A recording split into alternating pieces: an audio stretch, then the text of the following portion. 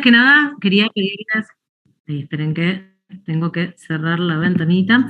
Quería pedirles disculpas porque ayer teníamos programada la clase, pero me fue imposible poder darla. Así que, bueno, quería pedirles disculpas a los que estuvieron presentes ayer y, bueno, decirles que hoy vamos a abordar esta clase de manera teórica. Yo les preparé un montón de fotos, igualmente pese a que va a ser una clase teórica, y para el día de mañana tenemos programada una clase que son todos signos clínicos, ¿sí? Así que bueno, como estas cosas para mí siempre es mucho más enriquecedor hacerlas interactivas, porque es como que se va haciendo más ameno, uno puede ir viendo las dudas que van teniendo y ir resolviendo y charlando en conjunto las dudas. Los invito a que participen en el chat con las acotaciones que quieran ir haciendo a lo largo de esta conferencia, ¿sí?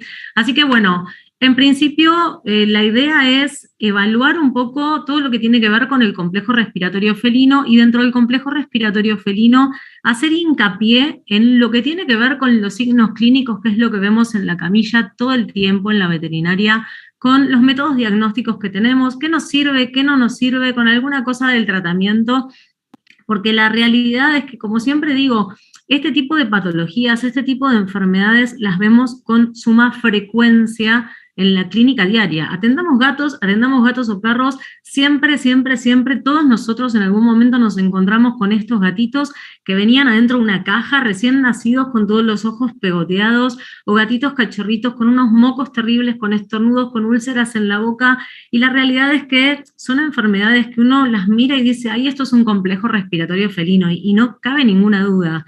Pero a veces uno cuando empieza a indagar, o los tutores ahora que tienen tanto acceso a los medios de soporte virtual, donde pueden acceder a mucha información, donde tienen foros a donde ellos comentan, yo tengo un gato con esto, están muy, muy informados y de repente capaz que las preguntas que nos hacen son preguntas de cosas que nosotros sabemos, pero que tenemos que refrescar porque uno en la clínica diaria muchas veces no tiene el tiempo suficiente de agarrar de nuevo determinadas cosas de los libros y refrescarlas. Así que bueno, la idea es hacer un pantallazo general actualizado sobre estas enfermedades que son hiperfrecuentes y bueno, abordar, como les decía, la parte clínica teórica hoy y mañana tengo un montón de casos clínicos para compartir con ustedes, ¿sí? Así que si les parece bien, arrancamos. A ver.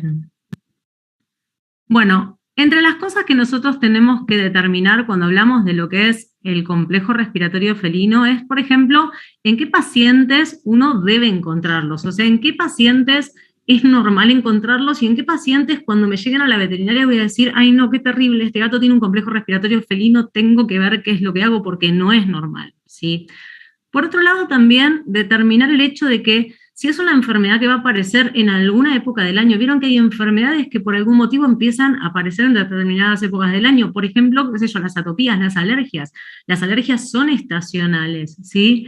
Es ver si hay algún momento del año donde voy a tener mayor casuística como para apuntalar y para hacer prevención, o de repente es una enfermedad que va a aparecer en cualquier momento, ¿sí? Y vamos a ver que es diferente según las poblaciones de gatos a los cuales estemos atendiendo. Y por otro lado, también determinar hasta dónde es normal encontrarlo en un gatito o hasta dónde la presencia de esta enfermedad me va a estar dando algún indicio de algún tipo de inmunosupresión, ¿sí? Así que, bueno, vamos a encarar un poco esas tres preguntas y de a poquito, ¿sí? Y si yo les digo, por ejemplo, ¿en qué población de gatos es más frecuente encontrarlos? ¿Qué les parece? ¿En una población de gatos que se encuentran aislados, solitos, que no tienen contacto con el exterior? ¿O en una población de gatos donde hay hacinamiento y donde hay contacto estrecho entre ellos? Y la realidad es que la respuesta correcta es que, por supuesto, va a ser más frecuente de encontrar en lugares a donde haya hacinamiento de gatos, ¿sí? Porque la realidad es que el hacinamiento de gatos lo que hace es conducir a un contacto estrecho entre ellos. Y al conducir a un contacto estrecho entre ellos, lo que va a ocurrir es que entre ellos van a estar transmitiéndose un montón de enfermedades. La mayoría de ellas van a ser enfermedades infecciosas. O sea, ¿qué enfermedades voy a esperar yo encontrar en un gaterío? Y voy a esperar encontrar enfermedades infecciosas, voy a esperar encontrar de las infecciosas virales, bacterianas, micóticas, voy a esperar encontrar enfermedades parasitarias, va a haber ectoparásitos por todos lados y enfermedades transmitidas por vectores, voy a esperar encontrar enfermedades relacionadas a las peleas entre los gatos, lesiones en la piel, seguramente voy a encontrar alteraciones nutricionales. O sea, en ese grupo de gatos es como que uno espera encontrar un grupo de patologías, es como un compendio. Mientras que en un gatito que vive solo y que vive aislado, es más difícil que encontremos enfermedades infecciosas. Por eso, si hablamos del complejo respiratorio felino, lo que podemos determinar es que la frecuencia de aparición de estas enfermedades en gatos que se encuentran aislados o gatos que viven con otro gato, pero que el espacio que ellos pueden habitar es un espacio donde tienen lugar, tienen metros cuadrados a disposición, esa frecuencia de aparición es muy, muy bajita, ¿sí? ¿Esto quiere decir que no lo voy a encontrar en esta población? No, sí que lo voy a encontrar. Lo que pasa es que no lo voy a encontrar con tanta frecuencia como en la otra población. Dentro de la población de gatos que viven en gateríos, lo que vamos a ver es que estos gatos van a tener, por lo menos más de la mitad de los gatos que vivan en estas condiciones van a desarrollar el complejo respiratorio felino. De hecho, hasta hay publicaciones que muestran que un 80% de los gatos que viven en este tipo de refugios y hacinados en algún momento de su vida lo desarrollan, ¿sí? Vamos bien hasta acá. Yo no veo que nadie escriba en el chat. No sé si es que están escribiendo y yo no lo veo, o es que no me están escribiendo en el chat. A ver, ¿algún alma caritativa me escribe en el chat? Así yo veo si los puedo leer. Bien, perfecto. Gracias, Enio. Muy bien, Oscar. Perfecto, genial, genial. Ya sé que están ahí entonces.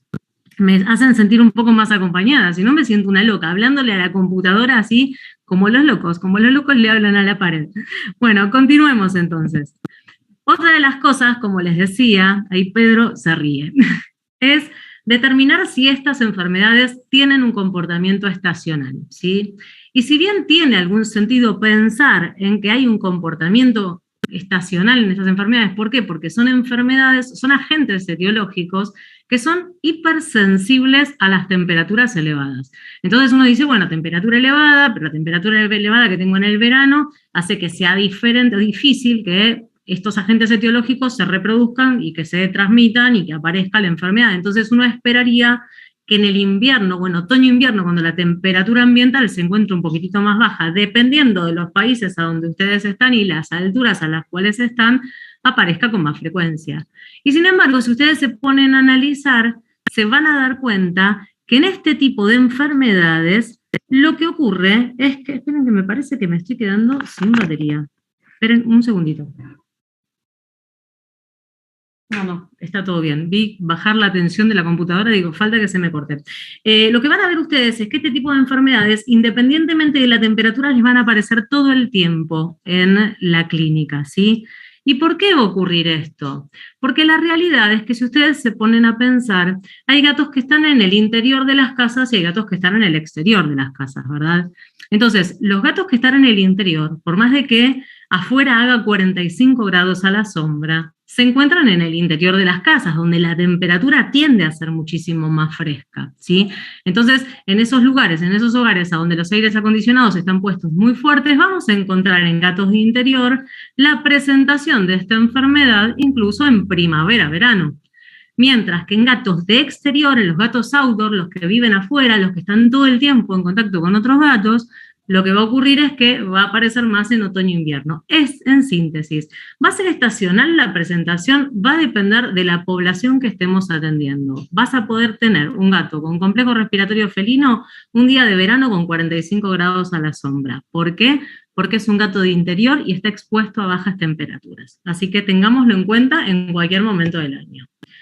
Ahora, con respecto a la última pregunta y con respecto a lo que tiene que ver con ¿cuánta relación tiene esta enfermedad con la inmunosupresión? A ver, ¿en qué casos uno piensa, uy, este gato, si tiene un complejo respiratorio felino, es un gato que está inmunosuprimido?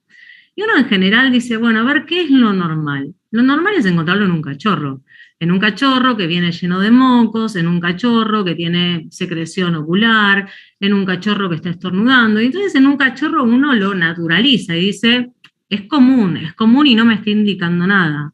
Ahora, si nosotros ese complejo respiratorio felino, que para un cachorro de hasta 6 meses es normal, lo vemos en un gatito que tiene, qué sé yo, 12 años, nos tiene que llamar la atención. ¿Por qué? Porque con 12 años un gato no puede tener manifestaciones clínicas de un complejo respiratorio, salvo que sea un gato que esté en dos situaciones.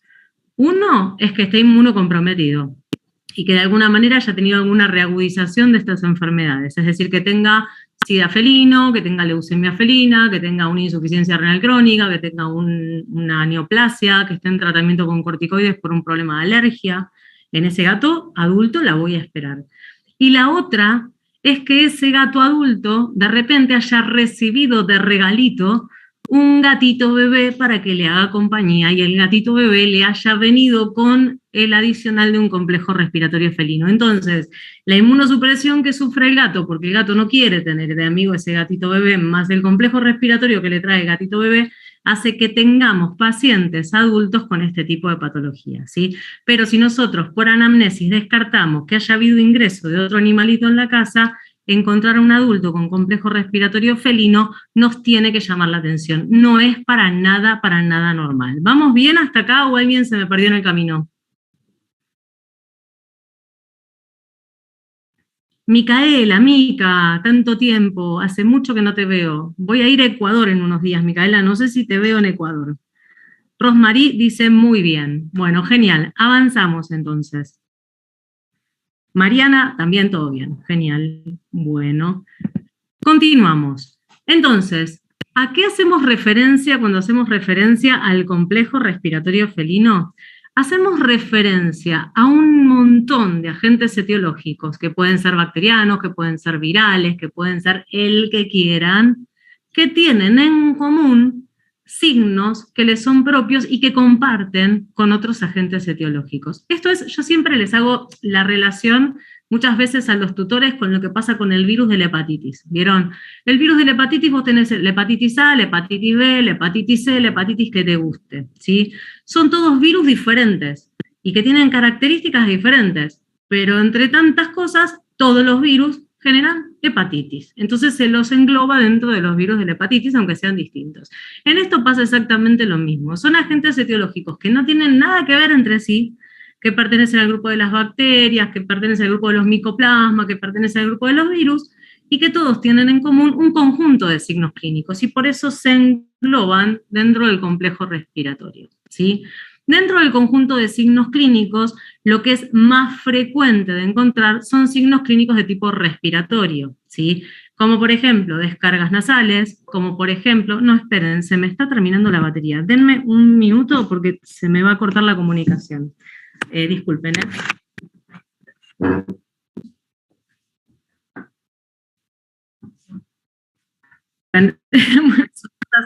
cosas que pasan. Bueno, volviendo a lo que estábamos hablando previamente, ¿sí? Esperen que acá estábamos, habíamos llegado acá. Habíamos llegado a que son enfermedades que se agrupan dentro de un grupo de signos, y dentro de esos signos clínicos tenemos signos que son respiratorios, descargas nasales, estornudos, las descargas de distintas características, sinusitis, que son bastante frecuentes, ¿sí? Y además tenemos signos oftalmológicos como principales signos, ¿sí? Esos signos oftalmológicos pueden ser secreciones oculares, pueden ser inflamación de la conjuntiva, puede ser queratitis, pueden ser úlceras, ¿sí? Y todos entran dentro del mismo complejo, causado por distintos agentes. Adicionalmente, estos agentes lo que pueden provocar son lesiones ulcerativas de tipo estomatitis o ulcerativas en la piel, que también forman parte de todo este complejo, que si bien no es bien netamente respiratorio, sí está muy relacionado, porque muchas veces vamos a ver que estas lesiones que ocurren o aparecen en relación a membranas mucosas, ¿sí? De la misma manera en que van a tener algunos signos sistémicos, como hipertermia, van a tener signos sistémicos como de repente claudicación, vamos a ir viendo más o menos algunos de ellos. Ahora, ¿cuáles son los agentes que se encuentran involucrados en el complejo respiratorio felino? Si bien hay una lista muy larga, los principales son sobre todo los que están resaltados, son el herpes virus y el calicivirus. De hecho, la mayoría de los complejos respiratorios felinos que ustedes van a observar van a estar vinculados al herpes. Lo que más van a tener es rinotraqueitis, ¿sí? en algunos casos van a tener calicivirus. Ahora, van a ver frecuentemente un caso de clamidia y va a ser raro que encuentren clamidia, va a ser más frecuente que la vean asociada a un herpes. Lo mismo ocurre con los micoplasmas. Es raro que aparezcan solitos, en general aparecen relacionados a enfermedades que forman parte del complejo respiratorio felino y lo que hacen es complicar el cuadro general, ¿sí? También hay agentes etiológicos como la bordetela, el reovirus, la influenza, la gripe A. Hay un montón de agentes etiológicos que están metidos dentro de este complejo, pero que son tan insignificantes dentro de la proporción de aparición que prácticamente se desprecian, ¿sí? Teniendo mayor relevancia el herpes y el calici, y es hacia ellos a donde más tiempo vamos a dedicar hoy en lo que tiene que ver con el repaso de cada una de estas enfermedades, ¿sí? Si hablamos, por ejemplo, de rinotraqueitis, que es la enfermedad causada por el herpes virus felino tipo 1, nosotros lo que podemos pensar es, bueno, a ver, ¿cómo se contagia un gato de rinotraqueitis? O sea, nosotros tenemos un paciente y nos viene con complejo respiratorio felino, y entonces el tutor nos pregunta, ¿y esto es contagioso para nosotros? Y nosotros le vamos a decir, no, para nosotros no es contagioso. ¿Y es contagioso para los perros? Y no, no es contagioso para los perros. ¿Y es contagioso para otros gatos? Sí. ¿Y cómo se pueden contagiar otros gatos? Y entonces ahí lo que tenemos que manejar es que la forma de contagio del herpes más frecuente es a través de secreciones. Como el herpes va a producir fundamentalmente secreciones oculares y secreciones nasales, todo lo que tenga que ver con los estornudos, con las secreciones oculares y que llegue al ambiente o que tome contacto estrecho con otro gato, va a favorecer el contacto, ¿sí? El contacto y el contagio. Entonces, como es un virus que se elimina en alta cantidad a través de los estornudos, el hecho de que los gatos estén estornudando va a favorecer que otros gatos se contagien. Ahora, si ese gato vive en un ambiente donde está aislado, donde hay otro gato, pero tienen cierta distancia, el contagio va a ser infrecuente. Mientras que si hablamos de esos gatos que viven todos juntitos en el mismo ambiente, el contagio va a ser mucho más frecuente porque va a estornudarle uno en la cara al otro, ¿sí? Entonces, frente a lo que es el hogar, lo que es la casa y lo que es el contagio con los gatitos, con los que comparten, vamos a tener esa situación. Ahora, ¿qué es lo que pasa en nuestro consultorio, en nuestra camilla? O sea, ¿cuánto vive el virus? ¿Cómo tenemos que desinfectar la camilla? Si nosotros tenemos un gatito y lo apoyamos en la camilla y es un gatito que tiene rinotraqueitis, ¿de qué manera limpiarían ustedes la camilla como para garantizar que el virus se vaya? ¿Qué les parece? ¿Hacen alguna metodología especial o con un detergente convencional es suficiente? ¿Qué me dicen? Así de paso chequeo el chat, a ver si después de la explosión siguen todos ahí. O perdí alguno en la explosión de la computadora. ¿Qué me dicen? ¿Con qué limpian? Atienden un gatito con rinotraqueitis, tiene unos mocos terribles, les estornudó todo, les estornudó toda la camilla. ¿Con qué limpian la camilla para que el gatito que viene a continuación no se les contagie de rinotraqueitis? Con lavandina, lejía, con cloro, con amonio cuaternario, con amonio, con hipoclorito de sodio. Perfecto, con cualquier cosa que limpien, van a descontaminarla. No necesita cosas muy sofisticadas. Si ustedes ponen un poquito de alcohol, también se muere. Si ponen un detergente común, también se muere. Y si, supongamos, nos olvidamos de poner alcohol, ¿en cuánto tiempo se muere el virus? Si la secreción en la cual está el virus se seca, se murió automáticamente porque no tolera la desecación. Ahora, si la secreción se encuentra en unas condiciones de humedad y temperatura donde puede llegar a haber algún resto de materia orgánica, el tiempo máximo que puede vivir el virus es de 12 a 18 horas, ¿sí? ¿Por qué les comento esto? Porque si bien es muy difícil que en la camilla quede materia orgánica como para que el virus se perpetúe, nos pasa a veces, los que tienen centros de internación diurna o internación las 24 horas, que tenemos jaulas de internación que son más difíciles de descontaminar o de limpiar, por las características, porque capaz que tienen la vía de oxígeno, porque tienen determinadas cosas que uno no puede garantizar esa limpieza. Entonces, bueno, si es un lugar, un sitio en el cual yo no puedo garantizar la limpieza, lo que tengo que saber es que a las 12, 18 horas el virus ya vivo no está, no es capaz de infectar absolutamente ningún gato. Entonces, dejo pasar 24 horas y eso ya está descontaminado de rinotraqueitis, ¿sí? Otra de las cosas que tenemos que tener en cuenta con estos virus es que tienen un comportamiento en el cual se van a multiplicar en regiones frías del cuerpo y sobre todo a nivel de los epitelios. ¿Qué quiero decir con esto? Que en realidad donde se multiplica el virus es la lesión que va a provocar. Entonces, todo lo que tiene que ver con la multiplicación me va a mostrar las posibles afecciones virales que va a hacer. Por ejemplo, va a multiplicarse en el ojo, me va a afectar la córnea sobre todo porque va a ser una parte de la multiplicación. En la conjuntiva ocular me va a ocurrir lo mismo. En la piel de las uniones mucocutáneas se va a multiplicar, me puede causar úlceras. Se puede multiplicar adentro de los cornetes nasales y entonces puede remodelarlos, inflamarlos, favorecer las secreciones. Voy a tener secreciones nasales. Se puede multiplicar en la laringe, me va a afectar las cuerdas vocales. Se puede multiplicar en la tráquea, me va a dar tos. Entonces, donde se vaya multiplicando este virus, me va a generar lesiones que van a hacer que yo pueda identificar a dónde se está multiplicando, dónde está la lesión y cuál puede ser la secuela que me vaya a dejar, ¿sí? Una vez que el virus cumple su ciclo, lo que puede ocurrir es que en muchos de estos gatos el virus quede latente. ¿Qué quiere decir esto? El virus cumplió su ciclo, terminó su ciclo normal, ahora vamos a ver de cuánto tiempo es, y cuando a ese gato le bajen las defensas, lo que va a pasar con ese virus es que va a volver a despertarse, ¿sí? Y si bien en el 80% queda latente y un 20% se deshacen del virus porque su inmunidad es muy fuerte, dentro del volumen de gatos donde hay latencia viral, si esos gatos se someten a inmunosupresión, más de la mitad va a tener una reactivación del virus y esa reactivación del virus va a ser sintomática. Si el gato tiene una baja de defensas temporal, por ejemplo, ese gato adulto que le entró el gatito cachorro y se estresó, supongamos que no le contagió el complejo respiratorio porque el gatito adulto ya lo tenía, va a tener una baja de defensas temporal, va a tener algún signo que se va a autolimitar. Ahora, un gato que se encuentra inmunosuprimido y que además es sometido a una presión, lo que va a ocurrir es que esa signología va a agudizarse y va a ser más sintomática que lo que va a ser en el paciente anterior. O sea, los signos clínicos se van a hacer bien profundos.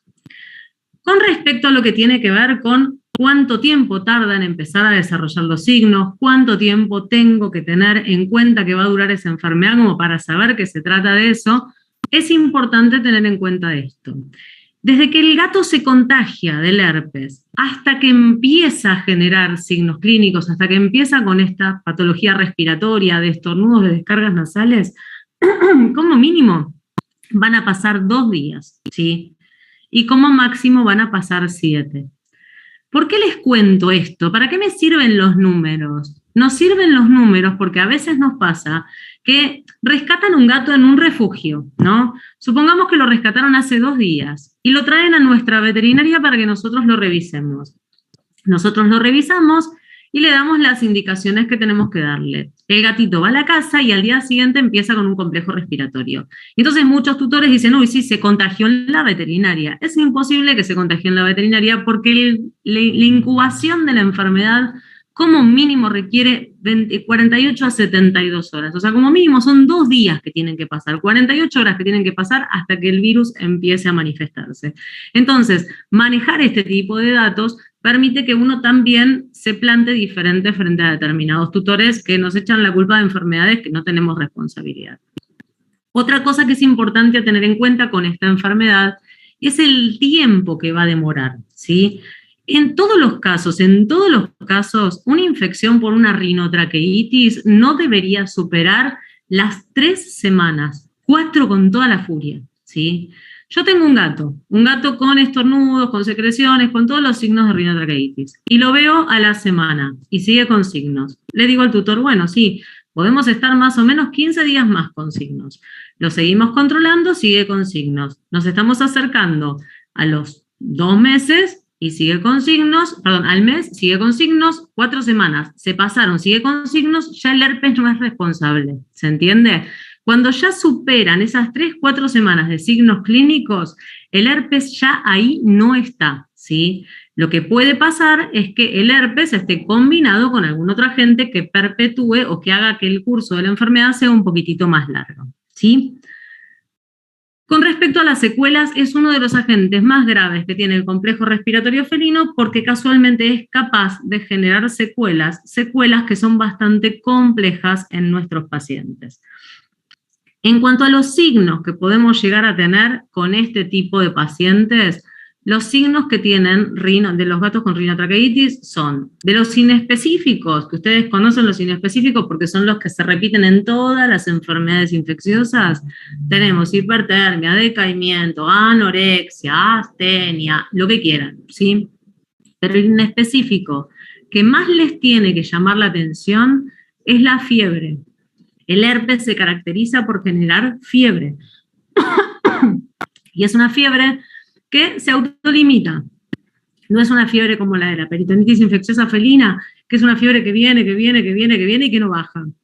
No, es una fiebre que se autolimita, pero lo tenemos al gato con estornudos, con tos, digo tos y toso yo, con estornudos, con tos y con fiebre, ¿sí? Nos tiene que llamar la atención. El calici difícilmente genera fiebre, pero el herpes genera fiebre.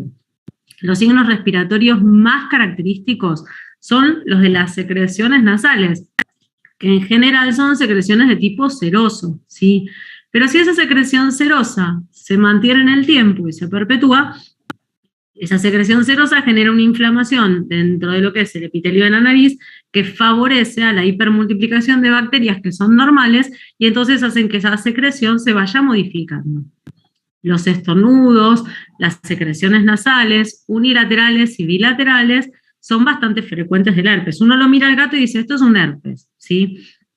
Ahora, hay dos situaciones más en las cuales el herpes genera signos respiratorios. Uno es por la multiplicación dentro de la laringe, donde están las cuerdas vocales, y esto más que un signo respiratorio lo que va a generar es un signo de disfonía. Son gatos que en forma abrupta van a perder la voz. Son gatos que de repente va a parecer que estuvieron maullando toda la noche, cuando en realidad el gato no estuvo maullando toda la noche. Lo que tiene es que el herpes se está multiplicando en la laringe, justamente donde están las cuerdas vocales, y genera ese cuadro de disfonía que es bien característico. Entonces, si yo tengo un gato con rinitis, un gato con descargas nasales, un gato que está con estornudos y encima está con disfonía, me cierra todo el cuadro, es un herpes, ¿sí? Adicionalmente, como puede multiplicarse dentro de los primeros anillos traqueales, lo que puede generar también estos. Entonces, un gato con rinotraqueitis va a tener dentro de los signos respiratorios o los signos asociados a toda la multiplicación hasta la tráquea, la tos, la disfonía, las secreciones, los estornudos, ¿sí? Ahora, ¿cuáles son los signos oftalmológicos? Los oftalmológicos son también de los más pesados que tenemos en el herpes, los que aparecen con mucha frecuencia, sobre todo en gatitos más jovencitos, ¿sí? Y los signos oftalmológicos más significativos son las úlceras, ¿sí? Úlceras que pueden llegar a tener complicaciones. Hay signos dermatológicos que se asocian al herpes, ¿sí?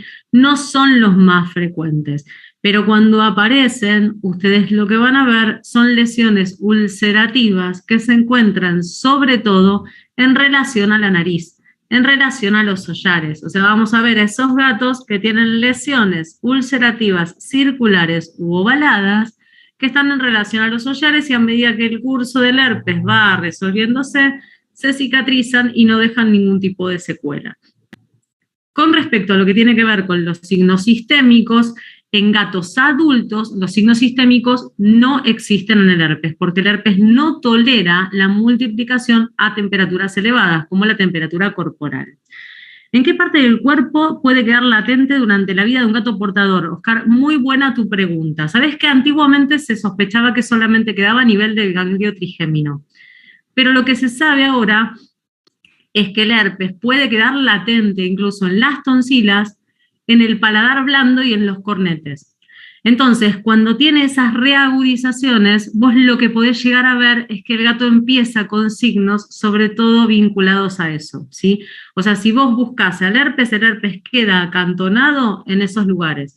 Y cuando reagudiza, inicia el signo desde esos lugares. Así que muy buena tu pregunta, Oscar. Ahora, entonces, ¿qué es lo que vemos con un gato con herpes? Lo mismo que vimos millones de veces. Estos gatos son los gatos que tienen rinotraqueitis, con esos estornudos, que son esos estornudos con secreciones cerosas, esos estornudos que el gato, si ustedes se fijan, es un gato bebé, pero no es un gato bebé activo. Vieron que un gato bebé de ese tamaño está haciendo parkour por toda la casa, es un gato que va, que viene, está como un poco más decaído, está con un poco más de secreciones. Y eso se autolimita. Marisela, ¿puede generar rinitis crónicas? Sí, siempre y cuando ese herpes genere una secuela que está relacionada a la remodelación de los cornetes. Porque la rinitis crónica o rinosinusitis crónica se define como una situación irritativa sintomática en cavidad nasal, donde puede afectar, por ejemplo, una afección de cornetes, te puede generar eso, que demora más de 4 semanas en forma continua o intermitente. Con lo cual, si fuera un ciclo corto del herpes, no generaría una rinosinusitis crónica. Sin embargo, una de las secuelas del herpes, por su perpetuación y por las lesiones que genera, puede darte una rinosinusitis crónica. Sí, la podés vincular perfectamente. Hay gatos con herpes que no generan ningún daño. Y hay gatos con herpes que te van a generar esa lesión y la vas a tener un montón de tiempo y va a ser complicadísimo manejar. Después la vamos a ver con las secuelas. Tengo un gatito que tiene justamente esa secuela en uno de los videos. Entonces, otra de las cosas que podemos llegar a tener en el herpes es esto. Fíjense este video.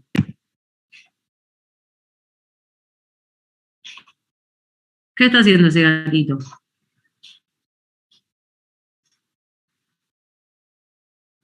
¿Qué ven en el video?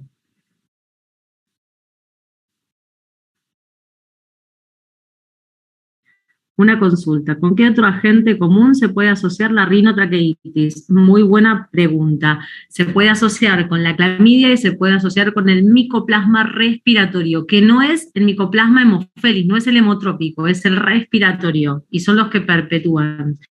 No se ve bien, estornudo inverso, me dicen, lo vuelvo a pasar. En realidad está tosiendo el gato, fíjense. Parecería un estornudo inverso, pero en realidad está tosiendo. El estornudo inverso ustedes piensen que es más como un chanchito, es como un...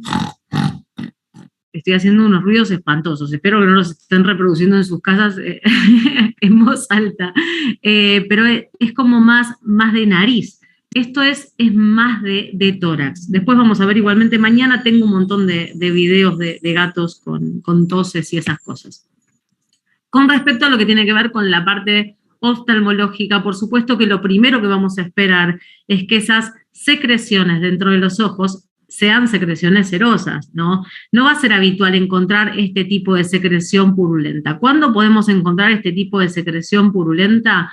Cuando el cuadro se está perpetuando. Si no, el herpes solito, el herpes limbito, difícilmente nos genera este tipo de secreciones. Ni siquiera un herpes con una clamidia, ¿sí? Un herpes con un micoplasma respiratorio podría generar una cosa así y generar como pseudomembranas dentro de lo que tiene que ver con la conjuntiva ocular. Sin embargo, el herpes estándar, lo que genera son lesiones de este tipo, es ese ojo que lagrimea y termina ulcerándose, ¿sí? Y esas úlceras que vamos a tener por herpes son bien diferentes que las úlceras traumáticas. Vieron que las úlceras traumáticas uno ve la raya o ve una zona, pero con los bordes bien definidos, ¿sí? Sin embargo, este tipo de úlceras, ustedes lo que van a empezar a ver que se ve con fluoresceína. Estas fotos son de la bibliografía. La verdad es que nunca pude sacar mis propias fotos que se vieran exactamente lo que yo necesito que se vean. Por eso uso siempre estas, porque me parece que son excelentes para ilustrar lo que vemos en la vida real con un gato con herpes. Fíjense en esta foto. En esta foto, si ustedes se fijan, hay como muchos hilitos, ¿sí? Si ustedes se fijan, esto se llama úlcera dendrítica. ¿Por qué? Porque parecen las dendritas de las neuronas, que están como que se abren en hilitos que van para todos lados, ¿sí? Cuando esos hilitos empiezan a unirse, empiezan a generar como islitas, que se ven mejor en esta foto, ¿ven? Donde ustedes tienen una úlcera que parece como en motitas. Estas se llaman las úlceras geográficas, son dendríticas o geográficas. Dendríticas al principio cuando se empiezan a abrir y geográficas cuando se empiezan a unir y se van saliendo las tapitas de la córnea, ¿sí? Entonces, estas úlceras son las bien características del herpes y son úlceras que son sumamente dolorosas. Cuando estemos atendiendo a un gatito con úlceras en los ojos y que esté con rinotraqueitis, tenemos que recordar que esas úlceras duelen y duelen un montón, ¿sí? Este es un trabajo que les traigo porque en realidad lo que vieron un grupo de investigadores es que había presentaciones del herpes que eran diferentes, ¿sí? Había presentaciones de herpes que tenían, por ejemplo, los ojos en compota, con una hiperemia conjuntival severísima. Vieron otros que tenían solamente un poco de descargas serosas a través de los ojos. Vieron otros que tenían rinitis. Otros que favorecían los signos sistémicos en los cachorros. Entonces, lo que hizo este grupo de investigación, viendo que los signos eran bastante dispares entre sí, fue secuenciar para ver si había alguna alteración, alguna modificación o algo diferente entre el grupo de herpes que generaba el problema de los ojos, entre el grupo de herpes que generaba problemas respiratorios altos, en el grupo de herpes que generaba esas rinitis crónicas o signos sistémicos, ¿sí? Teniendo en cuenta que el herpes es un virus que tiene un genoma de ADN y que en general no muta mucho, pero lo que querían ver era si había alguna mutación específica, y lo que encontraron es que eran todos iguales, ¿sí? O sea, no había diferencias entre el herpes que generaba el problema oftalmológico con el herpes que generaba un problema respiratorio con el herpes que generaba, qué sé yo, tos. Y que en realidad la diferencia la encontraron en el ambiente en el cual estaban sometidos esos animales. Aquellos animales que estaban en ambientes menos complicados, menos estresantes y mejor alimentados, tenían versiones del herpes mucho más leves que aquellos que vivían en gateríos, ¿sí? ¿El herpes virus puede generar signos neurológicos? Muy buena es tu pregunta. La realidad es que no es habitual en gato adulto, porque en gato adulto no se multiplica. Ahora en gatitos bebés, por signos asociados y en forma indirecta, ahora lo vamos a ver, podría llegar a generarte signos neurológicos, pero porque generan signos sistémicos, ¿sí? Está un poco relacionado con esto. Parece que estuvo preparada la pregunta para que les diga esto. Lo que puede ocurrir en los neonatos es que como los neonatos no regulan la temperatura, el herpes, en vez de quedarse en las regiones frías del cuerpo, circula, y circula por todo el organismo, ¿sí? Entre las cosas o los órganos que puede llegar a afectar el herpes está el sistema nervioso central y puede generar una encefalitis. Entonces, en un gatito neonato, varicela, podría llegar a tener signos neurológicos vinculados al herpes, que en general son signos muy severos y esos gatitos no suelen sobrevivir, ¿sí?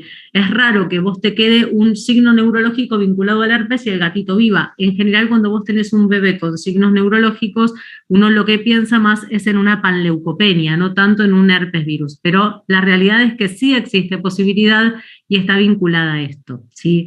Pero algo que vemos con más frecuencia, por suerte, no es tan frecuente uno encontrar al herpes como dentro de estas causas. Igualmente, ustedes consideren que el herpes es una de las causas infecciosas de muerte perinatal.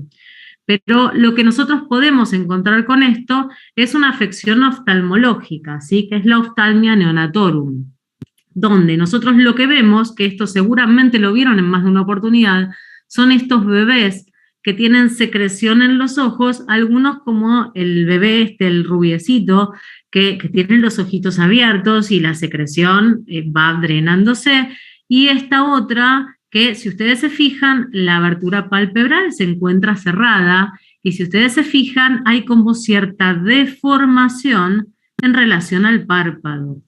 Lo que ocurre acá es que entre el párpado y el globo ocular se empiezan a generar secreciones que no pueden drenar. Y esto puede generar como secuela severos problemas oftalmológicos. Recuerden la foto de este gatito negro y van a ver la secuela que le quedó después de esto. Pueden llegar a tener hasta pérdida de globo ocular. Y acá lo que tenemos que hacer cuando nos vienen estos gatitos es, con solución fisiológica, bien despacito, humedecerle el ojito y tratar de abrir con mucho cuidado la abertura palpebral. Bajo ningún concepto usen ningún bisturí, se hace con la mano y se hace con mucho cuidado, se abre perfectamente y eso permite que drenen todos esos líquidos y permite que uno pueda colocarle algún colirio de los que tengan la veterinaria, que tengan antibiótico y no corticoide, ¿sí? Entonces uno lo que hace con esto es limitar un poco lo que tiene que ver con la infección bacteriana secundaria de esa lesión, ¿sí? Pero esto es bastante frecuente y es importante identificarlo a tiempo como para poder darle posibilidad de visión nuevamente a ese gatito. Entonces, volviendo al tema de las secuelas. Las secuelas que podemos llegar a tener por este tipo de virus se pueden dividir dentro de las que son más grandes en secuelas oftalmológicas y secuelas respiratorias, ¿sí? Dentro de las secuelas oftalmológicas, está re fuera de foco esta foto, pero la verdad es que me gusta porque se ve lo que necesito que se vea. ¿Qué ven en este gato, esta gata? Quiero que me digan qué les llama la atención de esta gata.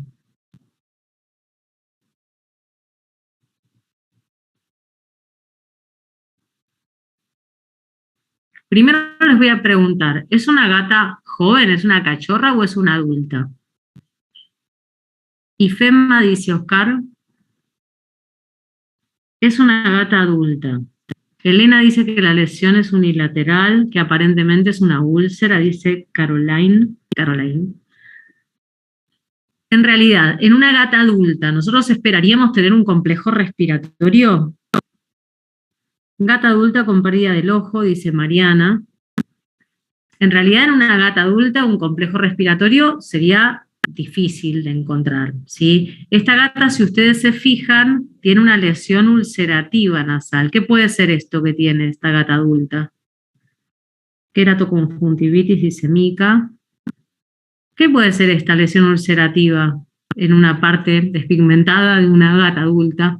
Un carcinoma de escamosas. Es una gata adulta con un carcinoma de escamosas que vivía en una casa donde había un montón de gatos con BIF, con BILEF, con todas las infecciones. Es como la foto del gato que les mostré, que viven 1.000 millones de gatos en un metro cuadrado. Esa gata vivía en un lugar así. Lo que había tenido era un complejo respiratorio y lo que pasó fue que se lastimó el ojo porque nadie le controló el ojito, porque nadie le colocó un collar isabelino, porque nadie le ayudó a esa gata en esas condiciones viviendo ese complejo respiratorio, y lo que hizo fue ulcerarse el ojo, pero con tanta mala suerte que se hizo un descemetocele. Lo que ustedes ven acá, que es rosadito y es central, si bien la foto está fuera de foco, es que es la protrusión de la membrana de Descemet a través de la abertura que se hizo con una lesión ulcerativa en el ojo, ¿sí? Si ustedes a esta gata la miran de costado, ustedes van a ver esa parte sobreelevada. Esto es de resolución quirúrgica, ¿sí? Y es una de las secuelas que podemos tener con el herpes, una úlcera profunda, pero una úlcera que empezó siendo herpética, esa dendrítica geográfica, pero que duele tanto, que la gata termina lastimándose y termina complicándose con una úlcera traumática, con una protrusión de la membrana de Descemet. ¿Vieron alguna vez un descemetocele? Suelen aparecer con mucha frecuencia en gatos con úlceras, porque el gato se arranca el ojo, si puede se arranca el ojo. Así que bueno, presten atención a esto, y esto, como les decía, es de resolución quirúrgica, hay que hacerle un flap y es bastante complicado. Este es el gatito negro que les dije, fíjense este gatito negro que después les voy a mostrar la secuela que le quedó en el ojo. ¿Qué muestra la foto? ¿Qué es eso que tiene ese gatito en el ojo? Que es una de las secuelas que puede causar el herpes. ¿Quién me dice? ¿Qué puede ser eso que tiene en el ojo? Yo mientras me tomo un mate para ver si dejo de toser, porque hablo de herpes. Es como hablar de piojos y rascarse la cabeza. Hablar de herpes hace que a mí me agarre tos. Adherencias, excelente. Es un simblefarón, exactamente como dice Marisela. Una adhesión, es un simblefarón. Es parte de las secuelas que me pueden quedar. Y son las del gatito ese negro chiquitito que les mostré, que quedó con esta secuela. Pepino se llama el gato. ¿Qué es eso que ven ahí?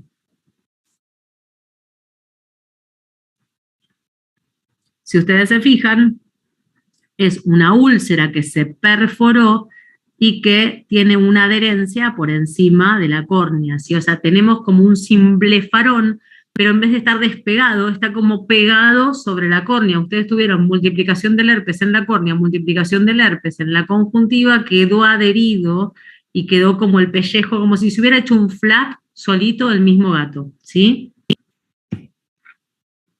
Esto sí es una panoftamitis. Son parte de las secuelas oftalmológicas que podemos llegar a ver con la rinotraqueitis. Ahora, les decía, podríamos tener secuelas oftalmológicas y secuelas respiratorias. Y uno de ustedes me preguntaba, ¿y hay relación con la rinosinusitis crónica? Y fíjense este paciente, es un gatito con inmunodeficiencia felina.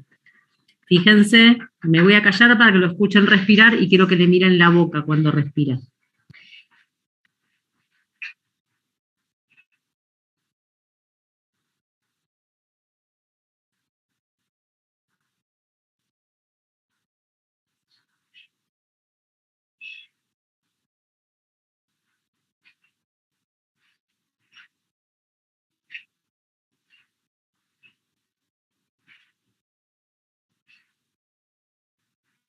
Si ustedes se fijan, intenta respiraciones con boca abierta, hace un pequeño ruidito nasal. Es un gatito que lo que tuvo, un complejo respiratorio secundario a una inmunodeficiencia felina en un ambiente con un montón de gatos, y lo que generó ese complejo respiratorio es esa remodelación de la cavidad nasal y una rinosinusitis crónica. A veces tenemos esas rinosinusitis que terminan respirando con la boca abierta, que tenemos secreciones nasales muy importantes, y a veces como secuela también tenemos es que como puede multiplicar en la conjuntiva, puede llegar a alterar la permeabilidad del conducto nasolagrimal. Entonces muchas veces en estos gatos tenemos epífora constante secundaria a la rinotraqueitis, ¿sí? Entonces, ¿cómo hacemos el diagnóstico de este tipo de enfermedad? Fundamentalmente a través de los signos clínicos. ¿Sirve hacer algún otro estudio? Y la realidad es que no sirve para nada otro estudio, pero sí tenemos que saber qué limitantes tiene cada uno de los estudios que tenemos disponibles.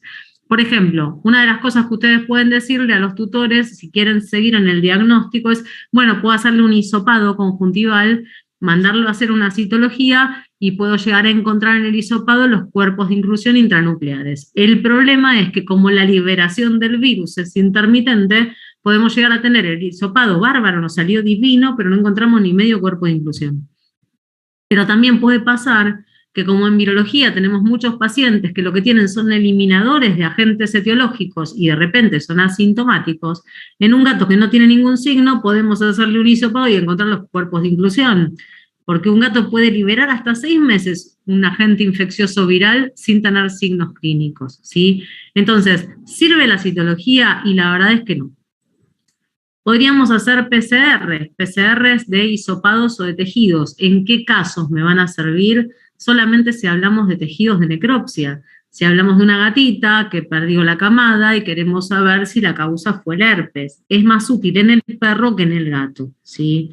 Y con respecto a la serología, lo que tenemos es que si bien hay test serológicos, si los gatitos están vacunados, te van a dar positivos si están vacunados. Entonces, la realidad es que ninguna de estas técnicas diagnósticas son fidedignas, salvo si hablamos de una muerte perinatal o de un cachorrito que se murió y tomamos por necropsia una muestra, por ejemplo, del hígado y encontramos herpes en el hígado. Entonces podemos asumir que la muerte de ese cachorrito fue por un herpes que se hizo sistémico, ¿sí?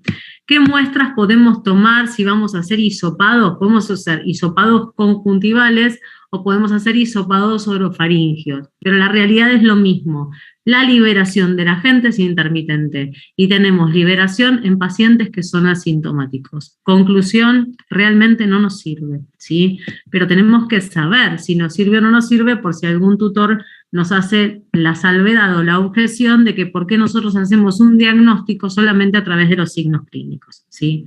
Ahora, ¿cómo hacemos el tratamiento?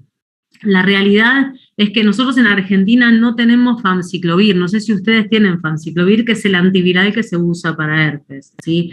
Lo que tenemos que hacer es hacer un tratamiento sintomático, que está relacionado, el gato tiene mocos en la nariz, hay que fluidificar esas secreciones, ¿sí? ¿Cómo las fluidificamos? Asegurándonos que el gato no esté deshidratado, asegurándonos que esas secreciones se humedezcan, se le puede hacer vapor, el vapor lo que hace es ayudar a fluidificar, las nebulizaciones llegan mejor a cavidad nasal, pero el vapor ayuda cuando los gatitos están con esas secreciones muy pegadas y muy rígidas dentro de la cavidad nasal y dentro de los ojitos, ¿sí? Si tenemos afecciones oftalmológicas, recuerden que hay colirios que tienen antivirales, como la hidroxiuridina, por ejemplo, ¿sí? Son parte de lo que podemos usar, o de repente hay unos con aciclovir al 0,5%. La realidad es que funciona un poco mejor la hidroxiuridina, se colocan cada 4 o 6 horas en los 2 ojitos, ¿sí? Antibióticos sistémicos, la realidad es que no tiene sentido salvo que se nos complique, salvo que veamos que de repente ese herpes está durando 4 semanas y ya estamos con esos signos que no nos terminan de convencer y sospechamos que hay metido una clamidia y le daremos una doxicilina. Pero si no, vamos a tratar de guardar esos antibióticos y no utilizarlos en enfermedades virales porque no tienen mayores indicaciones, ¿sí? Y con respecto a los estimulantes del apetito, el hecho de destaparle la nariz al gato hace que quiera empezar a comer, sobre todo si estaba medio pachucho y estaba medio inapetente, ¿sí? Entonces, otra de las cosas que siempre quedaron en discusión y que se venían usando durante muchos años fue el aporte de lisina. Lo que se sabe desde hace muchos años es que no genera ningún efecto beneficioso, o sea, no, así como antes decían, bueno, le damos lisina porque antagoniza la arginina y pueden mejorar los casos y disminuirle el efecto lítico del herpes, la realidad es que en un estudio desde hace muchos años ya se sabe que no se utiliza. ¿Los antibióticos no le ayudarían a controlar infecciones secundarias? Sí, Mari, siempre y cuando las tengas. Por eso, como nosotros estamos en un momento de la historia y nosotros los veterinarios somos responsables de poner nuestro granito de arena en todo lo que tiene que ver con la resistencia antimicrobiana por el uso y abuso de antibióticos, por supuesto que si ese gatito que vos estás atendiendo te da algún indicio de una bronconeumonía, y bueno, le vas a tener que dar una amoxicilina con ácido clavulánico. Si te da indicio de que tenés una clamidia, sí, pero recordá que muchas veces lo que va a ocurrir es que vos tengas el curso del herpes y el herpes sea limpio, y entonces en esos casos tenemos que evaluar y tenemos que ser conscientes de que en ese caso en particular, Mari, no necesitamos antibióticos sistémicos, ¿se entiende? O sea, no quiero ser categórica, esto sí o esto no. Es importante que tengamos en cuenta esto, que los antibióticos hay que usarlos con mucha conciencia, ¿sí? ¿Qué tiempo es prudencial para los colirios? Mira, Oscar, en general, con que vos lo des una semana ya debería ser suficiente porque vos tenés posibilidad de ir evaluando la progresión y vas a ver que va a ir mejorando significativamente. Antiinflamatorios para el estornudo, Nisi, es muy buena tu pregunta. Muchos de nosotros lo que hacemos es decir, si está recongestionado, le damos un corticoide, démosle un corticoide porque va a mejorar con el corticoide. La realidad es que una dosis de corticoide no le va a hacer daño, pero sí va a generar que libere mucho más virus. Entonces, si le vamos a dar una dosis de corticoide, que no sea en un gato que está en un ambiente donde hay muchos gatitos chiquititos, porque va a eliminar un montón. Y más de 1 o 2 dosis no le demos, ¿sí? Porque les repito, va a generar esa eliminación muy grande. Lo que sí pueden hacer es, en vez de usar corticoide, usar meloxicam. Darle 1 o 2 dosis de meloxicam a 0,1 miligramo kilo mejora significativamente la signología y no aumenta la tasa de eliminación de los virus, ¿sí? No sé si les contesté. Cuando quedan secuelas de estas enfermedades virales, recuerden que hay métodos complementarios que pueden ayudarnos para lo que tiene que ver con la rinosinusitis, que genera estas secreciones constantes y crónicas en los gatitos. Muchas veces la acupuntura ayuda a mejorar y a limpiar y a barrer toda esa secreción dentro de la cavidad nasal, ¿sí? ¿Hasta acá venimos bien?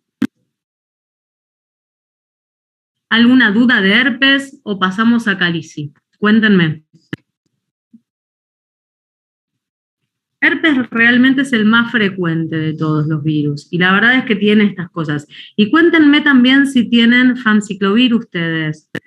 Nebulización, si hay congestión marcada, ¿con qué? Con solución fisiológica, Dina. Con solución fisiológica se ablanda, se fluidifica y mejora significativamente. No necesitamos darle fluticasona, porque también pasa a veces que uno dice, ay, le doy un corticoide tópico, porque no sirve la fluticasona para esto, ¿sí?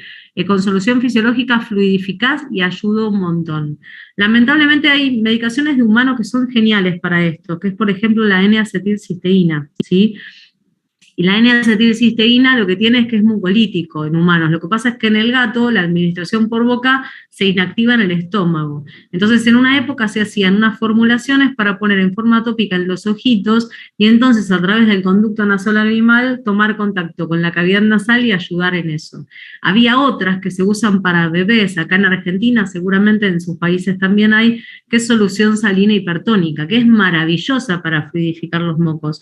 El problema es que los aplicadores no son, digamos que simpáticos para los gatos. Es muy difícil colocarla dentro de cavidad nasal, ¿sí? El tratamiento de la rinotraqueitis, María Claudia, es lo que vine explicando hasta ahora, es el tratamiento sintomático de la rinotraqueitis. Si ustedes tuvieran en sus países famciclovir, es el antiviral que se utiliza para eso. No tengo experiencia, sinceramente, porque en Argentina no podemos conseguirlo, ¿sí? Pero si lo fueran a utilizar, la dosis es, si el gato es nefrópata, se le da 60 miligramos gato totales, y si el gato no es nefrópata, se dan 90 miligramos totales. Pero la verdad es que no tengo experiencia, no quiero contarles de algún tratamiento que desconozco, pero fíjense en la bibliografía que está reportado, el famciclovir. Dolor para las úlceras, lo que puedes hacer es usar atropina, que es cicloplégico, por lo menos 2 días, advirtiendo al tutor que lo que te va a poder pasar es que estés con, ¿cómo se llama?, con midriasis, y que si la atropina se te va para atrás, es tan amarga, que el gato va a parecer rabioso, ¿sí?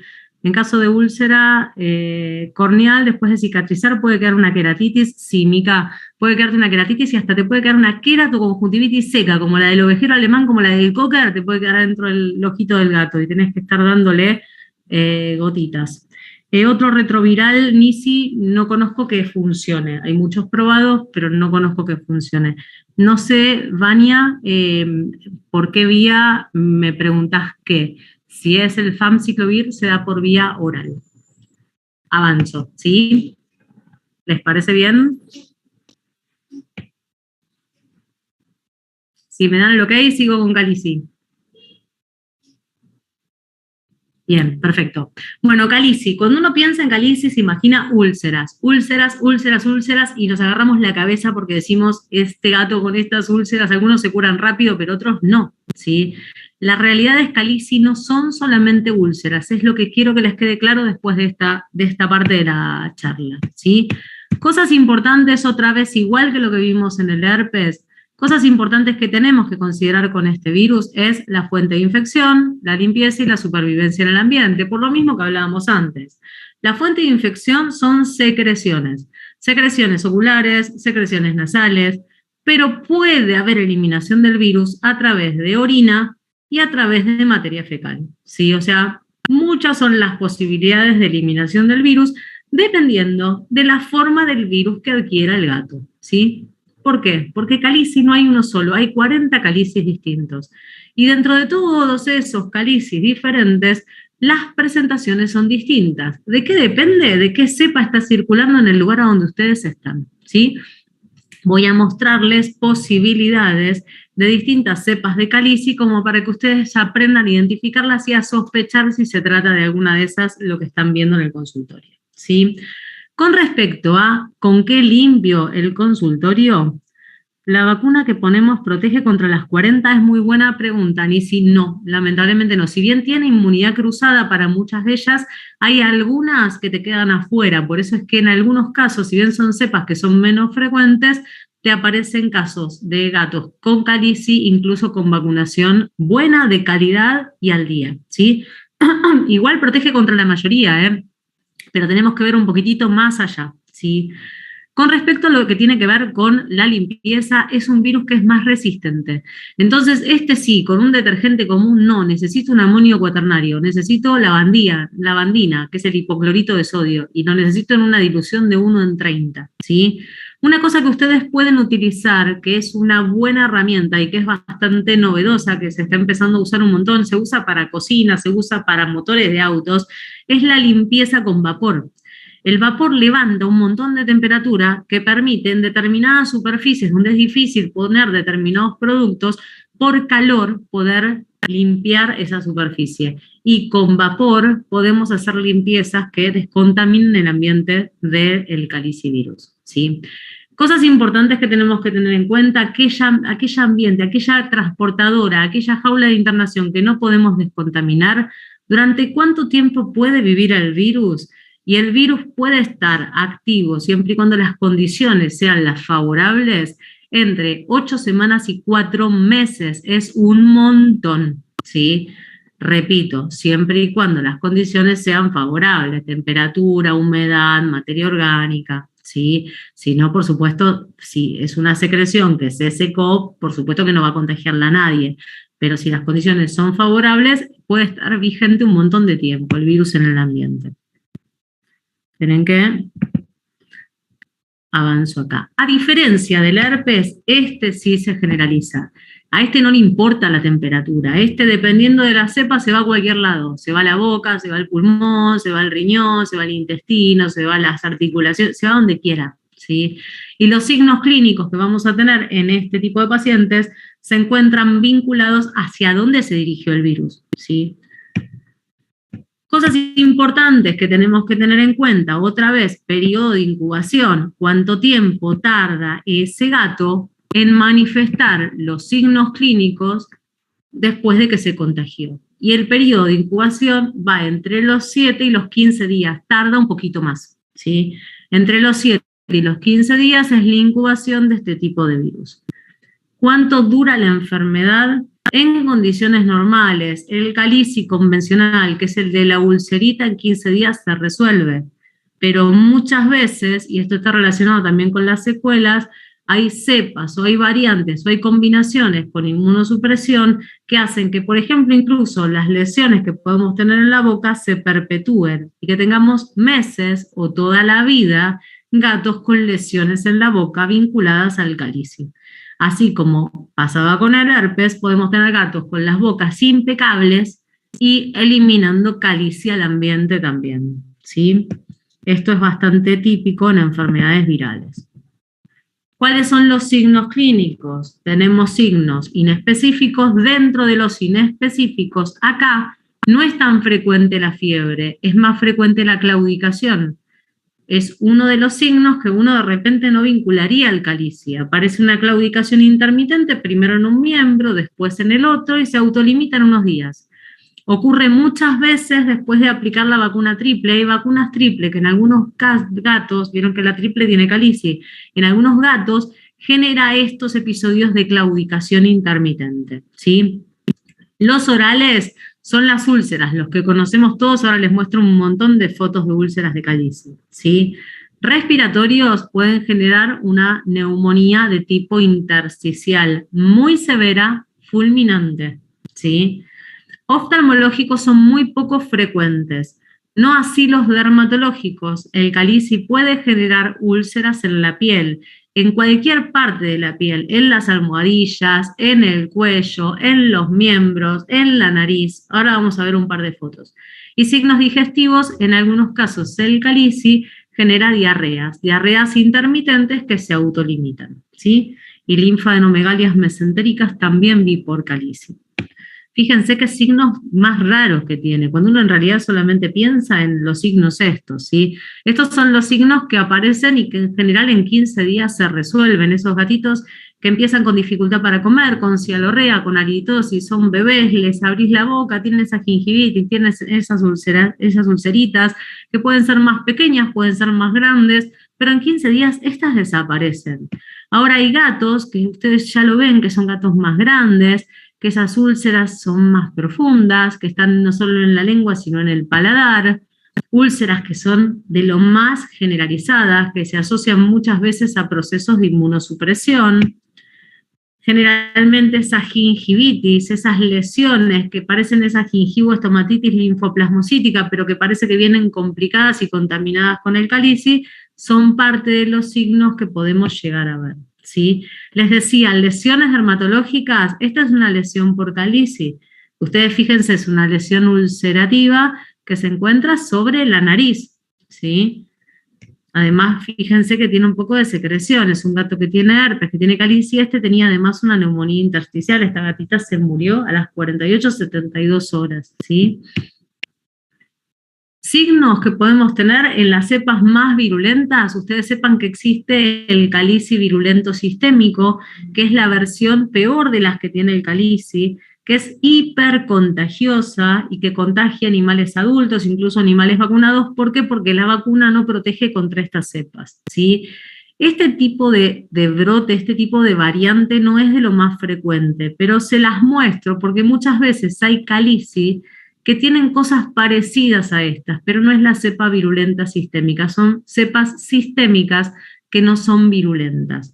Donde nosotros podemos llegar a tener, por ejemplo, edemas en la cara, edemas en la pata, edemas en el cuello. A veces es medio difícil ver los edemas en el gato, los tenemos que tocar, ¿sí? Pero un gato que ustedes estén revisando y que lo noten edematizado en el cuello, le vean la cara más redonda, las patitas con edema, sospechen de calici, entre otros diferenciales. A veces, como les decía, las úlceras o bien las tenemos en la nariz o bien las tenemos en el cuerpo, en cualquier lugar, incluso en las almohadillas. Las úlceras en las almohadillas pueden corresponder a muchas enfermedades, pero uno de los diferenciales es el calicivirus, ¿sí? Este trabajo se los traigo porque no me importa el brote que hubo en Australia. La verdad es que la finalidad del trabajo, sinceramente, no era lo que me gustaba para traerles. Me gustó traerles este trabajo porque este trabajo muestra que si bien fue un brote en Australia de calicivirus, encontraron signos clínicos que son los que nos tienen que abrir los ojos a nosotros, ¿sí? ¿Por qué? Porque encontraron gatos con calicivirus que tenían úlceras en la boca, que es lo primero que uno piensa, pero que también tenían estas claudicaciones, que tenían esa gingivoestomatitis, que uno la piensa, que tenían problemas renales, que tenían edemas, ¿sí? Que tenían diarreas. Lo traigo a colación de esto mismo. Tengamos en cuenta que el calici no es solamente úlceras en la boca, hay mucho más además de eso, ¿sí? Después vamos a ver cómo lo diagnosticamos, el calici sistémico, ¿no? Por supuesto. ¿Cómo hacemos los diagnósticos? En base a los signos clínicos, el de la boca lo podemos sospechar.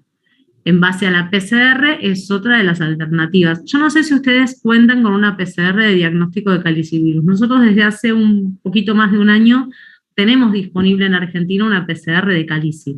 Si nosotros queremos hacer un diagnóstico de calici, por ejemplo, de una lesión en la boca, uno puede hacerlo a través de un hisopado, a través de una muestra de tejido, ¿sí? Y si uno sospecha que el problema del calici es sistémico, porque tengo una nefromegalia, problemas renales, una diarrea, un gato con edemas, un gato con signos que son sistémicos, lo voy a hacer a través de una muestra de sangre, ¿sí? Y de esa manera voy a poder llegar al diagnóstico del calici. El calici no tiene por qué estar dando vueltas en la sangre, salvo que sea el responsable de los signos que estamos viendo, ¿sí? No es muy frecuente, pero tenemos que estar atentos, porque aparece. ¿Cómo hacemos el diagnóstico? El diagnóstico, nuevamente, es un diagnóstico que está relacionado con lo sintomático. Perdón, el tratamiento es sintomático. Diagnóstico es lo que les dije recién, discúlpenme. No hay, hasta el momento, ningún tratamiento o estrategia antiviral específica que pueda cubrir el calici, ¿sí? Con lo cual, es todo lo mismo que hacíamos para el herpes. Si está deshidratado, lo vamos a hidratar. Si está dolorido, sobre todo en la boca, vamos a buscar combinaciones analgésicas, evitando los corticoides, ¿sí? Y con respecto a la antibioticoterapia sistémica, vamos a elegirla si realmente lo necesita, ¿sí? Ahora, teniendo en cuenta que es un virus que no tiene estrategia antiviral, lo que sí tenemos que considerar es el costo-beneficio de realizar técnicas diagnósticas, ¿sí? O sea, la realidad es que uno dice, bueno, pero ¿para qué le voy a hacer el diagnóstico de calici? ¿Para qué me voy a mover y voy a encontrar, hacer una PCR? ¿Vamos a gastar dinero en una PCR si en realidad yo no tengo un antiviral para darle? Pero la realidad es esta. Primero, para casos sistémicos les va a dar el diagnóstico, ¿sí? Y uno sabe que un calici sistémico es de pésimo pronóstico y es hipercontagioso, ¿sí? Sistémico no hablando nada más que del virulento sistémico, sino de estas cepas sistémicas que generan signos de lo más dispares, diferentes a los de la boca, ¿sí? Y por otro lado, porque cuando el calici está presente, tenemos que tratar de minimizar la medicación con corticoides. Entonces, teniendo en cuenta que un gato tiene un calici en la boca, por ejemplo, o un calici sistémico, dentro de la medicación que le tengo que dar para mejorarlo, tengo que evitar los corticoides, salvo que no haya alternativa y se los tenga que dar, ¿sí? Pero me sirve para eso. Para concluir un poco en lo que tiene que ver con las diferencias y las semejanzas, recuerden que tanto el herpes como el calici tienen cosas bastante parecidas y cosas diferentes. Si bien el herpes es de un genoma ARN y un cáliz de ADN y el cáliz de ARN, ¿en qué me cambia la vida saber esto? En que el herpes es estable, siempre genera lo mismo, es como el trabajo que les mostré. Podemos tener signos distintos, pero el bicho siempre es el mismo. ¿En qué cambia la situación en el ambiente donde se encuentra el gato? No hay cepas más virulentas que otras.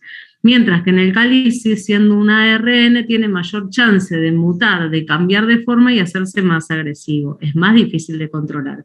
Lo mismo ADN y ARN con respecto a la descontaminación ambiental, pero más que nada en cuanto a desnudos o envueltos. El herpes virus es un ADN envuelto y entonces con cualquier desinfectante lo puedo aniquilar, digamos, y el ARN es un virus desnudo y es mucho más resistente al ambiente. Por eso, entre las cosas que tengo que tener en cuenta es que el herpes es muy lábil, cualquier cosa lo aniquila, y el calici puede estar mucho tiempo. Para la descontaminación es diferente. Con respecto a la generalización, recuerden que el herpes solamente se va a generalizar en gatitos recién nacidos por un tema de temperatura, mientras que el calici se generaliza siempre, ¿sí? El curso del herpes no puede durar más de 3 a 4 semanas. Si dura más, hay otro bicho. El curso del calici depende de qué calici estemos hablando. Si es el calici convencional, el de las ulceritas en la boca, en 15 días se tiene que resolver. Si es un calici que no es convencional, va a tardar muchísimo más en resolverse. Con respecto a las secuelas, recuerden que el herpes es el que más secuelas me genera, secuelas oftalmológicas, secuelas respiratorias, ¿sí? Mientras que el calici va a depender sobre todo de la inmunosupresión y las secuelas que pueda generar a nivel de la boca, porque el sistémico suele ser mortal, ¿sí? Tratamiento antiviral, nosotros en Argentina no tenemos para herpes, como les decía, la droga de elección es el famciclovir, no sé si ustedes la tienen, para calici no existe. Y vacuna, la triple felina, cubre los 2 virus, ¿sí? Ahora, ¿qué es lo que ocurre cuando el curso del herpes es superior a esas 4 semanas? Tengo que empezar a sospechar en otras patologías que estén asociadas, ¿sí? Cuando el herpes supera las 4 semanas, son 5 semanas, son 6 semanas, y los signos son parecidos, respiratorios u oftalmológicos, seguro tengo pegado una clamidia, o seguro tengo pegado un micoplasma respiratorio, o tengo algún tipo de secuela o contaminación y perpetuación por agentes bacterianos. El herpes solo esto no lo causa, ¿sí? Entonces, para cerrar, recuerden que muchas enfermedades causan signos respiratorios que son sensibles, la mayoría de los agentes, a las altas temperaturas y que muchas veces el manejo del ambiente es lo que ayuda a contener y a no perpetuar la afección o las enfermedades en estos gatitos, ¿sí? Esperen que me parece que me escribieron algo, quiero leer las preguntas. Para el manejo del dolor y la inflamación, si podemos manejarlo con meloxicam, exactamente, Rosmarí, vos podés manejarlo con meloxicam, y lo que sí podemos hacer, yo uso bastante esto, es hacer tratamientos con pregabalina. Mira, cuando vos tenés esos gatos con esas úlceras en la boca, pero que no quieren comer y que dan vueltas, y que vos no sabés si tienen un calici, o vos hiciste el diagnóstico de calici y sabés que no podés perpetuar un tratamiento con corticoides, la combinación del meloxicam con la pregabalina suele ser muy, muy efectiva. Yo la pregabalina la mando a formular porque acá en Argentina la presentación de la pregabalina es de 75 miligramos, hay de 25 en cápsulas, es dificilísimo. La mando a formular a 20 miligramos por mililitro y le doy a razón de 2 miligramos kilo gato cada 24 horas primero, y se lo doy a la noche, y después lo paso cada 12 horas. Con esas alternativas manejo muy eficientemente el dolor de la boca. Es maravillosa la pregabalina con el meloxicam. En caso de úlceras en la lengua, se puede tratar tópicamente. También muy buena tu pregunta. El problema es que los gatos, viste que para el tratamiento tópico es bastante complicado. Una vez que el calici termina su ciclo, vos pensás que la epitelización de la lengua te lleva más o menos entre 4 y 5 días. O sea, el tema es que tenés que esperar a que termine el ciclo viral. Ponerle algo tópico en general puede hacer que el gato se lo quiera sacar más y que se lastime. Dosis y frecuencia del meloxi en dolor por calici. Pregunta Dina, 0,1 miligramo kilo cada 24 horas, y empezás a bajar. Por ejemplo, mirá lo que hago yo. Yo le digo, bueno, dale 3 días de 0,1 miligramo kilo, ¿sí? Y después contame cómo está. Y me dicen, doctora, está mejor, pero no está bien del todo. Bueno, le damos 2 días más, llevamos a 5 días 0,1 miligramo kilo. Bueno, genial. ¿Cómo está? Y está mejor. Entonces, lo que hacemos es, le bajo a 0,05 miligramos kilo y le vuelvo a dar 5 días. ¿Y cómo está? Y está mejor. ¿Y qué hago entonces? Y le vuelvo a bajar. Entonces le voy bajando a una dosis que es irrisoria. Y si con una dosis que es irrisoria se mantiene, empiezo a darle un día sí y un día no. Un día sí, un día no. Entonces voy llevándolo a una dosis en la cual sus efectos colaterales no son severos. De hecho, no tiene efectos colaterales esa dosis y el efecto analgésico todavía es bueno, ¿sí? Algún antiviral para calicivirus, como les decía Ismael, no hay descriptos, no se conoce ninguno que sea eficiente contra calici, lamentablemente. Shinshizona, Nisi, no sé qué es algo tópico, usás para las úlceras en la boca. He usado geles con benzocaína que se usan para bebés cuando están en erupción de los dientes. ¿Sabes que acá, Ana María, había una que se llamaba miel rosa y tenía lidocaína? Lo que pasa es que eso para los gatos, viste, no está muy bueno. El problema es que vos pensás que cualquier cosa que vos le pones el efecto tópico local es muy bajo, el efecto analgésico local es muy bajo y a veces tenés efectos colaterales. Por eso yo les recomiendo, a mí la versión que más me sirvió es el de la pregabalina y en jarabe, la mando formular en jarabe, no en pastillitas. Antiséptico oral se puede usar en las úlceras que no remiten, podés usar alguna dilución de clorexidina, el tema es que no sea irritante, que no le duela mucho. Hay preparados de fitoterapia que pueden llegar a resultar, yo no manejo mucho la fitoterapia, pero creo que la mamelis, la caléndula, había algo de fitoterapia que sirve para úlceras en la piel y que si el gato se lame no es nocivo para su lengua y ayuda también para úlceras en la lengua, pero desconozco mucho sobre esto. La dosis de pregabalina que utilizo, ¿cuánto tiempo? Sí, Melissa, por supuesto. La dosis de pregabalina va desde 1 a 4 miligramos por kilo y la podés dar cada 12 y cada 24 horas. Yo uso 2 miligramos kilo y empiezo usándola durante la noche. ¿Por qué? Porque tiene cierto efecto sedante. Entonces yo voy tanteando si esa dosis para ese gato es correcta. En general lo es. Entonces, cuando veo que la dosis es correcta y si el dolor no remite todo lo que yo necesito que remita, se la doy cada 12 horas. Y hago lo mismo que hago con el Meloxicam. Voy haciendo un juego de dosis, tratando de ir usando los dos al mismo tiempo para ir reduciendo la dosificación y la frecuencia a un nivel que se pueda mantener en el tiempo, ¿sí? Y que tenga mínimos efectos colaterales.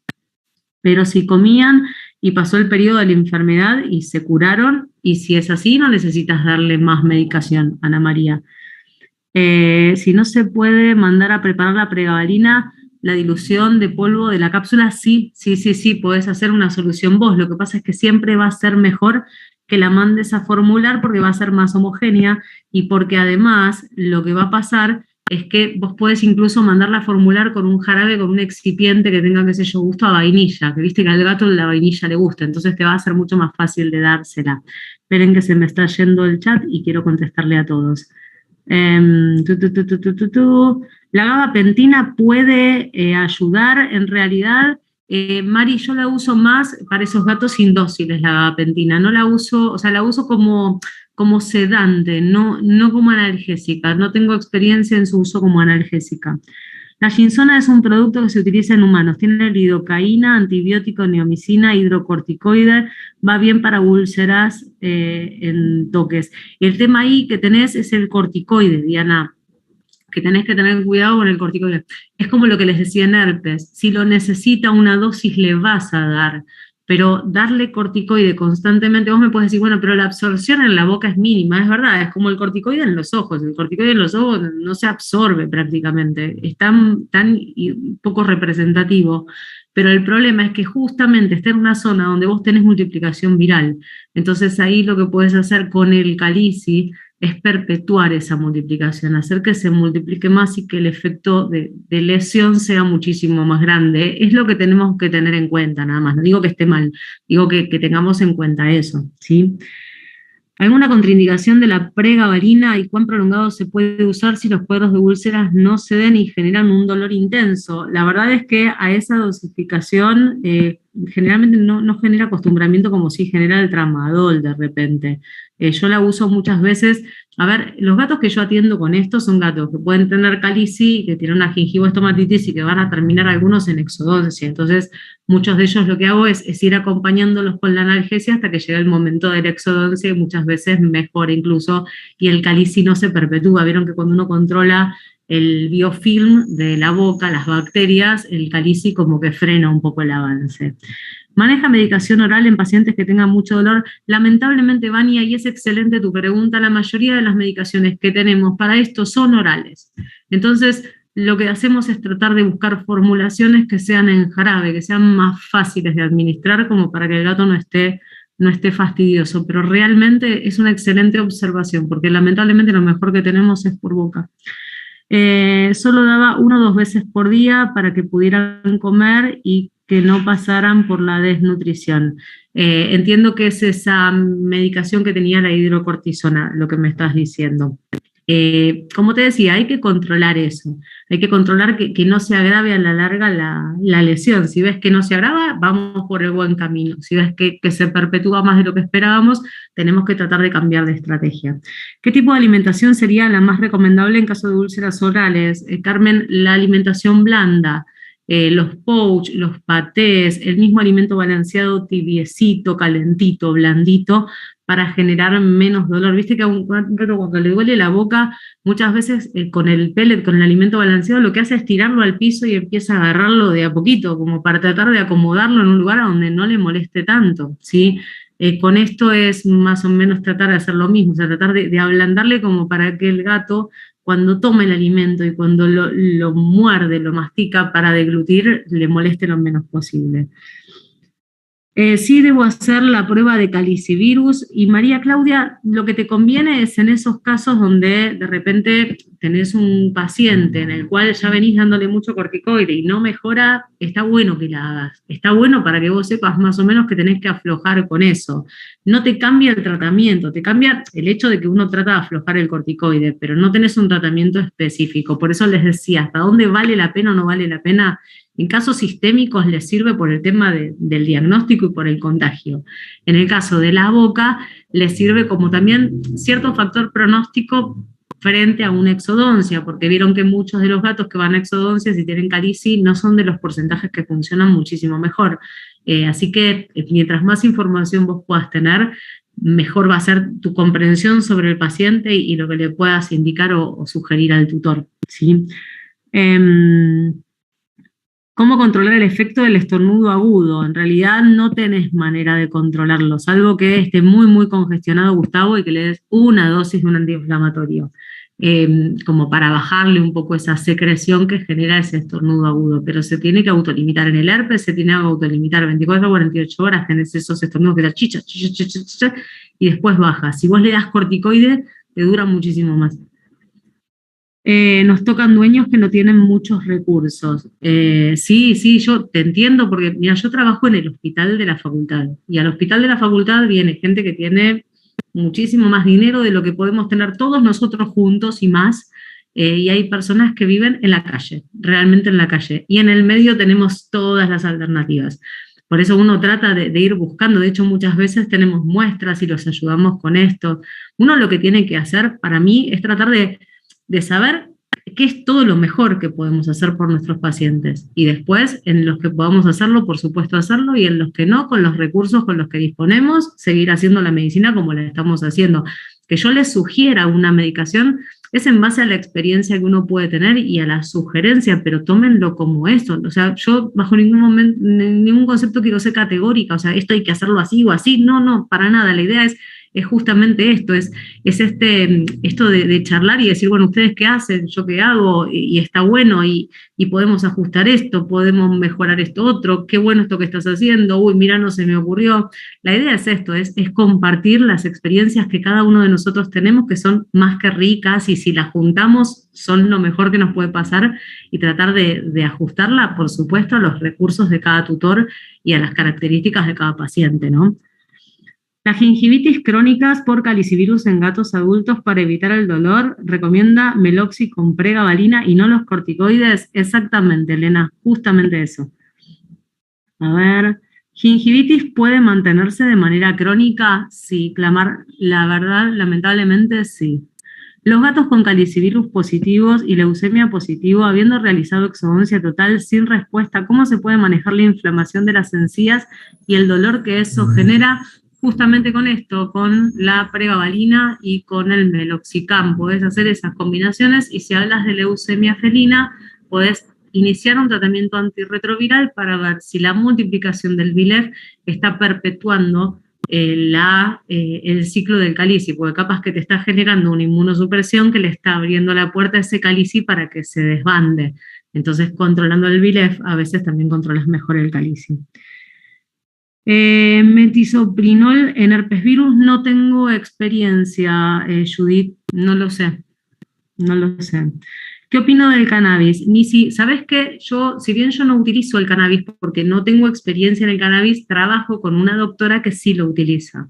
¿Y sabes para qué lo utilizo? ¿Sabes a quiénes mando a ver a mi doctora de cannabis, que es una veterinaria que hace terapias alternativas?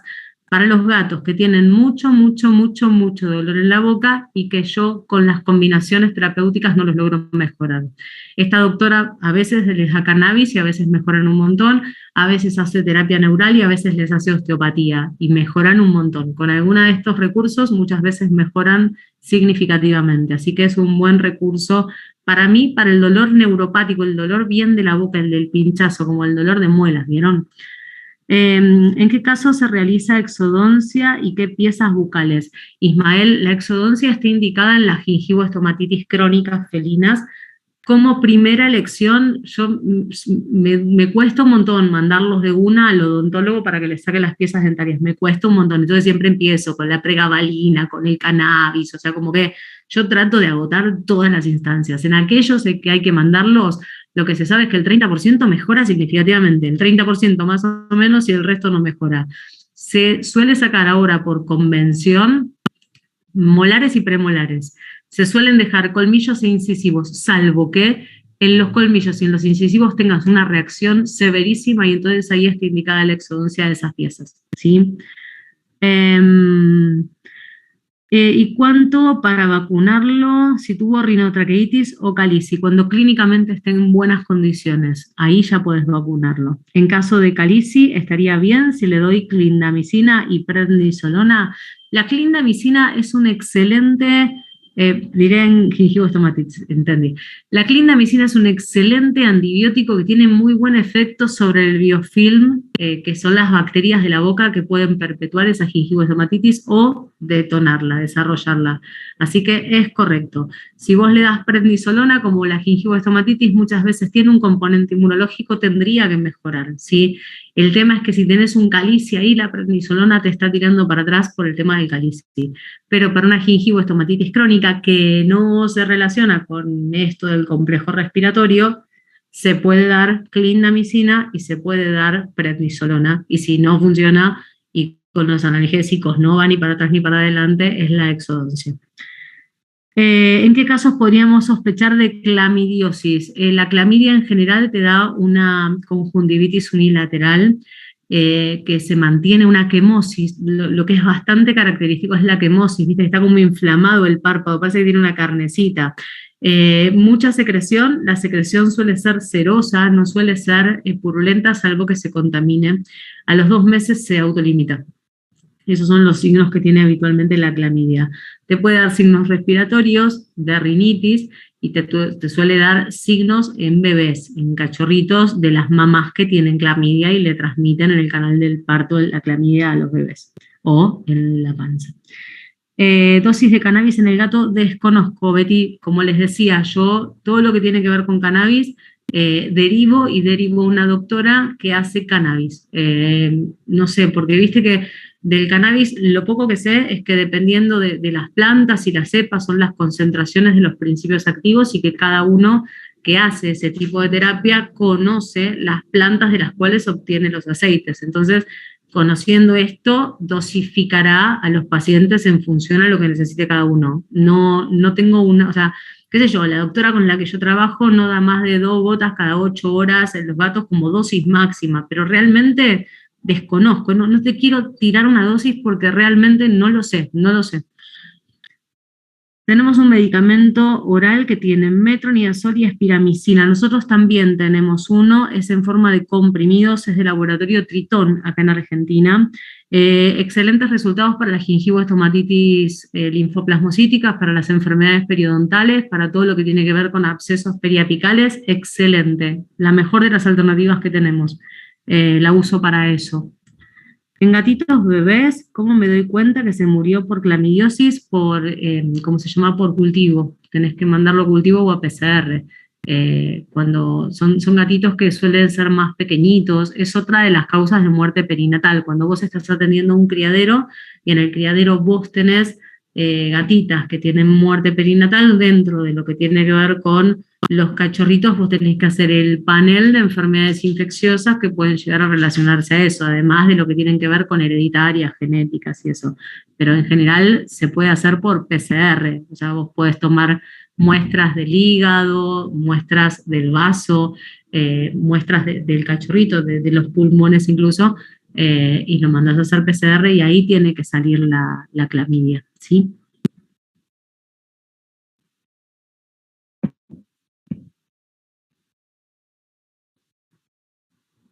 No sé si tienen alguna duda más. Igual para mañana, como les decía, les tengo preparados un montón de casos clínicos, ¿sí?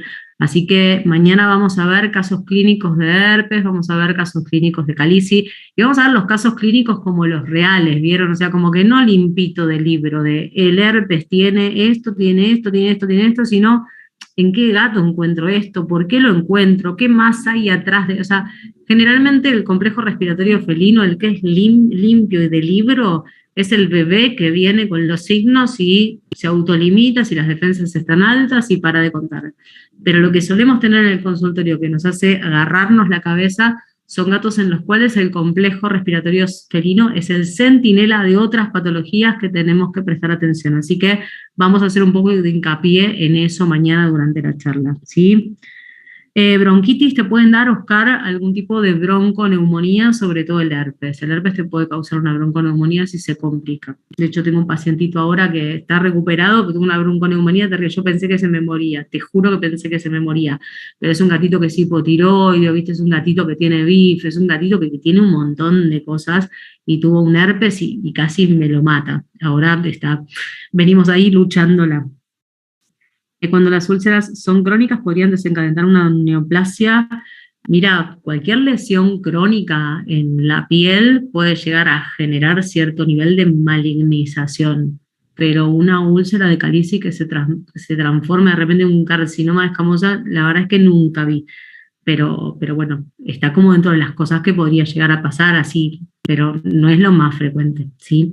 Así que bueno, si les parece entonces, bueno, primero discúlpenme todos los altercados que tuve, que me explotó la computadora, que me explotó la casa, que fue como re desordenada, quedé como fuera de escala, vieron como que fui yo una antes de la explosión y después, era como que estaba, digamos que avasallada por la situación.